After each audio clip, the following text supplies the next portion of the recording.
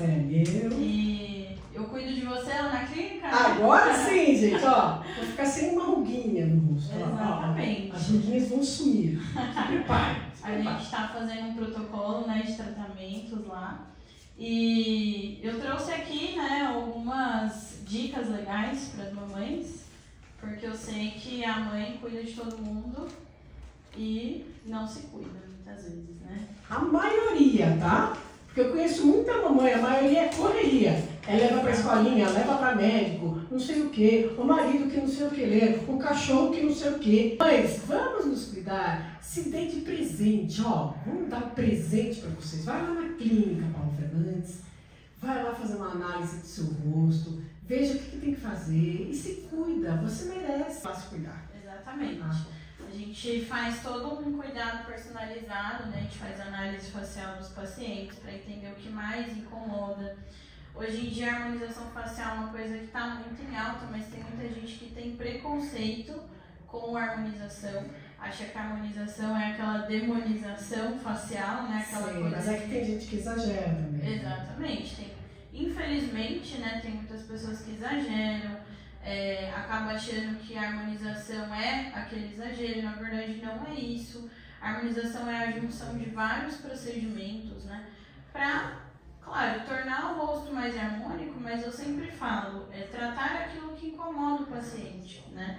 Então, e eu recebo na clínica muitas mamães, né, e elas falam, meu filho tem 5 anos, vou começar a me cuidar agora, meu filho tem 10 anos, assim, não precisa fazer necessariamente uma harmonização, um procedimento injetável, né? Mas tirar um tempinho do dia para se cuidar é muito importante até para a autoestima, né? Então, o meu trabalho é basicamente isso, né? Trabalhar com a autoestima das mulheres, principalmente eu tenho muitos homens, mas o público feminino é a maioria. Sim. Então, isso é muito importante, né? O meu trabalho é basicamente isso, né? Trabalhar com a autoestima das mulheres. Principalmente eu tenho muitos homens, mas o público feminino é a maioria. Sim. Então, isso é muito importante, né? Mas como é que foi esse início? Eu vou trabalhar com a beleza da mulher. Esse é o meu desejo. Como é que surgiu esse desejo seu lá atrás, lá no início? Como é que foi? Foi inspirado em alguém? Aconteceu alguma coisa, alguma historinha que eu vou fazer essa faculdade, eu vou fazer isso e vou cuidar da mulherada? Como é que foi esse estado? Eu sempre gostei da área da saúde. Eu comecei na área da saúde muito novinha. Eu fiz um colégio médio técnico com 16 anos. Eu já fazia, eu fiz um técnico de análises clínicas. E aí trabalhei em laboratório, estagiei em hospitais e tudo mais. Depois fui para a biomedicina pensando em trabalhar em laboratório e tinha vontade de ser perita criminal. Não tinha nada a ver com estética. Nada a ver com estética. E aí, já no primeiro ano da faculdade, vi que aquilo não era para mim, vi que era muito pesado essa área de perícia e tudo mais. Me encantei por outra área, que era de pesquisa científica. Aí, no segundo ano da faculdade, eu já entrei no laboratório de pesquisa da USP. Fiquei lá por 7 anos, fiz meu mestrado lá e tudo mais. E aí, como que veio a estética na minha vida, né? Então, eu não conhecia muito bem a área da estética. Certo dia, uma pessoa me falou, minha filha abriu um consultório, uma conhecida minha. Exatamente, falei, nossa, eu vou conhecer a área da estética. E me cadastrei na especialização. E aí me apaixonei pela área, larguei a área de pesquisa e tô aí já vai fazer 8 anos só atuando na área da estética. Porque na verdade a biomedicina, como você já falou, já mencionou, tem várias vertentes, né? Como um rio que vai para que tem vários afluentes, né? Então, enfim. Exatamente. Então você pode escolher um caminho depois que se forma em biomedicina para que lado que você vai caminhar. Então, a gente tem uma formação geral ali, que realmente é uma faculdade bem pesada, bem densa, e aí depois a gente segue as especializações, né? Então tem mais de, se não me engano, 30 áreas que o biomédico pode atuar. 30? São 30? Muitas áreas. Nossa, bastante. Reprodução humana, banco de sangue, imagem, estética, enfim, tem várias áreas. Hoje em dia a estética está super em alta, né? Mas para você ter ideia, da minha turma, quando eu me formei, há 11 anos eu fui a primeira que foi para estética. Então, depois, né, esses 10 anos que se passaram aí, a estética tem crescido mais, né? E eu imagino que a tendência é aumentar, porque hoje em dia o pessoal pensa em biomedicina para seguir a estética. E na minha época não era assim. Na minha época era perícia, perícia era o principal, era banco de outras áreas que o biomédico atua, né? Sim. E aí eu já tô há 8 anos nessa área da estética. 8 anos já? 8 anos. Eu sou formada, vai fazer 11 anos e há 8 anos eu tô na estética. E a sua clínica lá, a Clínica Paula Fernandes, está há quanto tempo que está aberta essa clínica? A clínica faz 6 anos agora nesse mês. Lá em Santo André. Lá em Santo André. Gente, confira, coisa mais linda a clínica da doutora Paula Fernandes, coisa mais linda. A gente, na verdade, assim, o meu início na estética foi bem do zero mesmo. Então, assim, eu era aluna de mestrado, fazia pós-graduação, era uma correria, dava aula. No final de semana atendia as pessoas, fazia limpeza de pele na casa das pessoas. Eu comecei do zero mesmo. Passei a trabalhar como profissional em outras clínicas, né, como funcionária. Fui responsável técnica de outras clínicas e tudo mais, até abrir a minha clínica. A minha primeira clínica, ela era bem pequenininha, tinha 30 metros quadrados. E também comecei sozinha, né? Eu era a recepcionista, a faxineira, eu era tudo. E aí a gente foi crescendo, hoje a gente Mas é assim que começa. Exatamente, né? empreender. E a gente sempre tem que crescer de baixo para cima. Exatamente, né? Assim. Respeitando a escadinha, né? E aí hoje a gente tá num lugar melhor, né? Um prédio comercial e tudo mais. E a maravilhoso, ideia... maravilhoso. A gente tá num bairro muito bom em Santo André. Eu sou de Santo André, né? E eu trabalhei a vida inteira em São Paulo, mas eu sempre quis estar em Santo André, porque lá é minha casa, né? Eu falo. Então a gente montou a clínica lá, hoje eu tenho uma equipe e tudo mais. Então é muito gratificante, né? Empreender não é fácil, para quem empreende sabe que não é fácil. E a minha carreira é dividida assim, né, entre empreender e também sou especialista, né, na área de estética, atuo, estudo muito, até hoje estudo muito. Eu vi que você dá palestras também, ou curso? Ou isso, cursos para profissionais da área da estética, então eu ensino algumas técnicas específicas, né. Então, por exemplo, tem um laser que eu faço, que chama Laser Novia, inclusive é o laser que você fez. Sim. E eu ensino outros profissionais a fazer esse laser, né? Como que manipula a máquina, enfim, né? Os parâmetros exatos, eu tenho um curso específico disso. Tem outros cursos também de técnicas que eu faço, de preenchimento labial, enfim. Então, isso é muito comum na área da estética, né? Você quer conhecer a técnica que o profissional faz, e você faz um curso específico ali com ele. Dei aula também em colégio técnico, em faculdade. Hoje em dia eu só sou 100% empreendo, assim. Sim. Qual que é o endereço lá em Santo André? Para quem quiser anotar aí, pega aí o papel e caneta, anota aí o endereço lá da clínica da doutora Paula Fernandes. Rua das Esmeraldas. Rua das Esmeraldas. 176. 176. Sala 22. Sala 22. Segundo andar. Santo André. E no Instagram tá com uma o da clínica é @paulafernandes.clinica. Isso, fácil de achar. Facinho. E tem o meu também, que é DRA, né, de doutora Paula.Fernandes. Doutora Paula.Fernandes, tá? Não é cantora, é a minha mãe. Mas é fácil de achar, né? Eu falo, meu nome, o pessoal fala, nossa, Paula Fernandes, gente, eu não tenho outro sobrenome. Isso. Bom, então vocês viram lá. Tem várias formas de você poder cuidar do rosto, né? Nem todo mundo precisa das mesmas coisas. Então, o que você tem que fazer? Chegar lá, você vai agendar uma consulta, vai ligar lá. E depois, na consulta, é que ela vai analisar a mamãezinha, você vai lá, ela vai ver o que você precisa fazer. Então, assim, cada caso é um caso. Não é que você precisa fazer uma coisa ou outra. Ela vai analisar, né? A doutora Paula vai analisar o que você precisa fazer. Precisa de botox? Vai fazer. Precisa disso, de laser, o que precisa, o que não precisa. Quem vai analisar primeiro o que você precisa fazer é a doutora Paula, não é? Exatamente. Isso acaba sendo um diferencial da minha clínica. Por quê? Porque quem define, na verdade, o seu tratamento não é o paciente, sim o profissional. Então, muitas vezes o paciente chega pedindo uma coisa, mas ele não tem indicação, às vezes tem contraindicação. Às vezes ele toma uma medicação que ele não pode fazer aquele procedimento. As pessoas acabam esquecendo que estética é saúde, né? Infelizmente, recentemente a gente teve casos aí, né? Teve o caso do rapaz que faleceu fazendo pirindifenol. Então, nossa, assim, que loucura, exatamente. Né? Então, e depois, né, descobriram que a profissional que fez não era profissional, ela não tinha nenhuma formação, enfim. Complicado, né? É muito complicado. Então, assim, a área da estética, ela é saúde.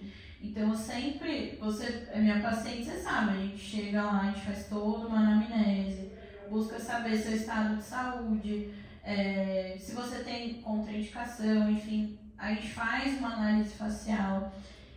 Uma coisa que os meus pacientes pedem muito e é uma linha de trabalho minha é resultados naturais, né, sem exageros. Então, exatamente, tudo isso é extremamente importante, né? E acaba sendo uma linha de trabalho que eu sigo, né, com os meus pacientes.